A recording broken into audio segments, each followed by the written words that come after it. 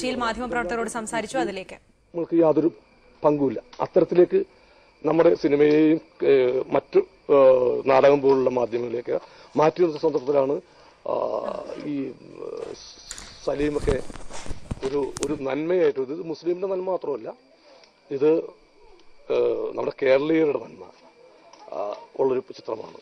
ഈ ചിത്രം അറിയാതാണെങ്കിൽ പോലും ഒരു പരിസ്ഥിതി വിവാദത്തിലൂടെയൊക്കെ കടന്നുപോയിട്ടുണ്ട്. അത് സലീമോ നമ്മളൊന്നും മനഃപൂർവ്വം ചെയ്ത സംഭവമല്ല.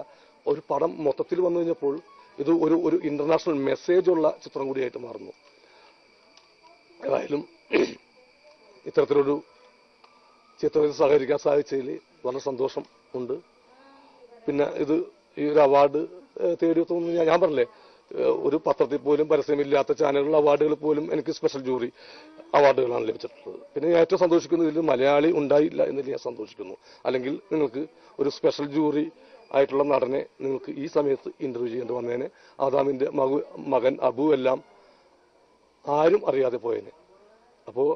കാരണം അതാണ് ഇവിടെ നടന്ന സംഭവം. നിങ്ങൾ മലയാളത്തിൽ ഇപ്പൊ ഈ ആദാമിന്റെ മകൻ അബു 2 അവാർഡുകൾ. അപ്പൊ ഞാൻ പറയാം, എന്നെ വിടുക, ഞാൻ കൊമേഡിയൻ എന്ന രീതിയിൽ കൊമേഡിയൻ, ഒരു ബെസ്റ്റ് ആക്ടർ രീതിയിൽ വരുമ്പോൾ ഒരുപാട് വിഗ്രഹങ്ങൾ തകരുകയായിരിക്കാം. പക്ഷെ ഒരു സലീം അഹമ്മദിനെ പോലത്തുള്ള ഒരു പുതിയ കാൽവെപ്പുകാരനെയൊക്കെ തകർക്കുകയാണ് നമ്മുടെ മലയാളികൾ. ഈ ഞാൻ പേര് പറയുന്നില്ല, പേര് എനിക്ക് പറയാൻ പറ്റില്ല, കിട്ടാത്ത ഇതാണെന്ന് പറയും. പക്ഷെ ഈ സമയത്ത് ഈ ആദാമിന്റെ മകൻ അബു എന്ന് പറഞ്ഞ പോലുള്ള ചരിത്രങ്ങൾ സ്വന്തം റിസ്കില് പിടിച്ചൊരു നല്ല ചിത്രമായാള്.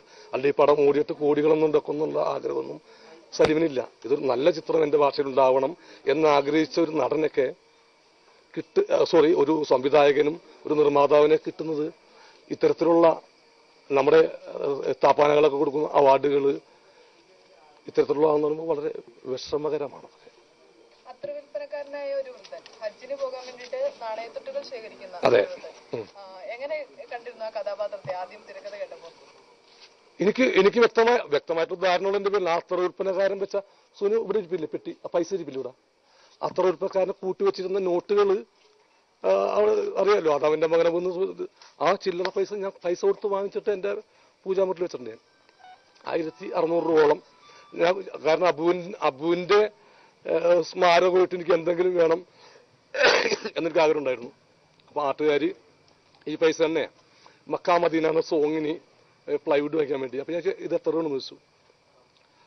അപ്പൊ 1600 രൂപ ഉണ്ട്. അത് ഞാൻ തന്നിട്ട് അതിന് തരാൻ പറഞ്ഞിട്ട് ആ പെട്ടി ആദാമിന്റെ മകൻ അബുവിന്റെ സമ്പാദ്യം ഇപ്പോ ഇരിക്കുന്ന എന്റെ വീട്ടിലാണ്. ഏകദേശം 1600 രൂപയുടെ ചില്ലറ തുട്ടുകൾ. പിന്നെ എനിക്ക് അഭിമാനിക്കാം തീർച്ചയായിട്ടും.